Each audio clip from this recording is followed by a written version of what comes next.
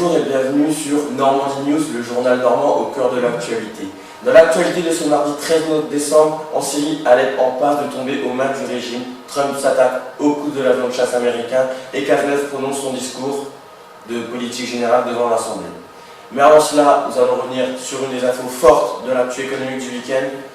À Vienne, ce samedi 10 décembre, les dirigeants de l'OPEP, organisation des pays exportateurs de pétrole, sont tombés d'accord avec les représentants de 11 producteurs non membres du cartel pour que ces derniers participent à une baisse de la production de 558 000 barils de pétrole par jour. Avant ça, les membres de l'OPEP s'étaient entendus le 30 novembre également à Vienne pour réduire leur production de 1,2 million de barils par jour du 1er janvier au 30 juin 2017. Avec moi, Roxane Ernis et Timothée Cossarieux, qu'on nous a plus évidemment pour détailler et analyser un peu plus cette information. Première question, Madame Ernis, elle est très simple. Quels sont les objectifs de cet accord? Tout d'abord, bonjour, merci pour cette invitation. L'objectif de cet accord est de coordonner la politique pétrolière des États membres. Il y en a actuellement 14, dont l'Arabie Saoudite, l'Iran, l'Irak et le Venezuela. Pour ce faire, cet accord entend réguler la production et ainsi agir sur les prix du baril. En effet, le but de cet accord est de faire remonter les cours qui sont au plus bas depuis 2008. Les membres ont pour cela décidé de diminuer leur production de 2% dans les semaines à venir.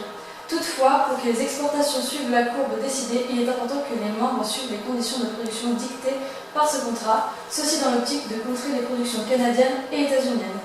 Chaque pays reçoit donc un quota de pétrole à produire en barils par jour à la hausse ou à la baisse. D'accord, on comprend mieux. On le sait, les accords internationaux sont parfois un peu fragiles. C'est pourquoi nous sommes en droit de se demander s'il existe des menaces concernant cet accord. Concernant les menaces, il est sûr que certains pays membres de l'OPEP n'ont pas toujours su respecter les quotas de production qui leur étaient attribués, comme le Venezuela et l'Iran, dont la situation économique dépend énormément de ces exportations.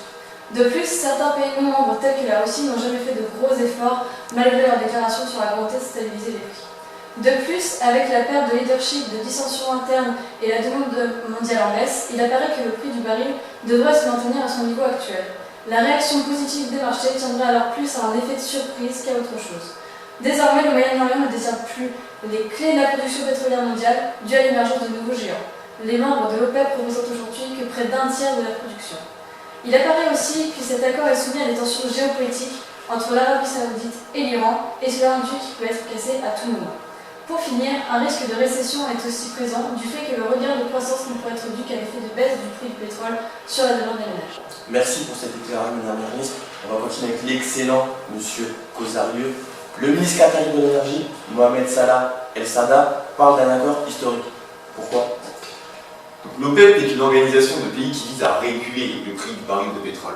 Cette mission est d'autant plus difficile à réaliser car réunir autant de pays s'avère extrêmement compliqué en raison de la grande tentation qui s'offre à eux. Ne pas partager l'effort permet de gagner des parts de marché tout en profitant de la hausse du prix du baril de pétrole.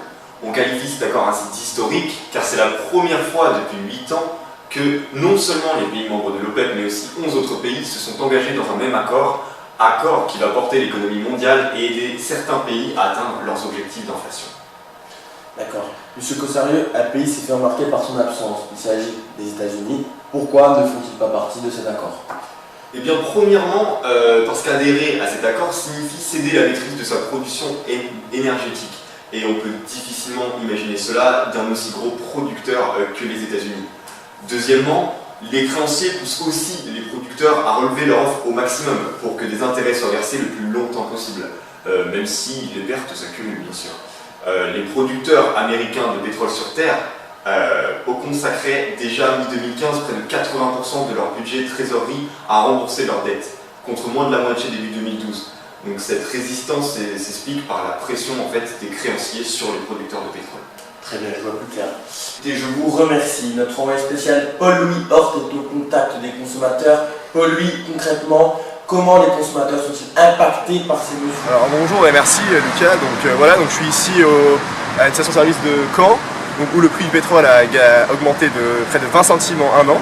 Donc je suis avec un monsieur qui a accepté de répondre à une question. Donc monsieur, pour vous, à votre avis, qu'est-ce que ça va vous changer qu'est-ce que vous allez changer avec l'augmentation du prix du pétrole? Je pense que je vais passer à la voiture électrique. Merci Paul-Louis, merci Madame Ernis, merci Monsieur Cossarieux. Nous allons marquer une courte page de réclame et nous allons revenir plus fort avec le reste de l'actualité. Merci à tous.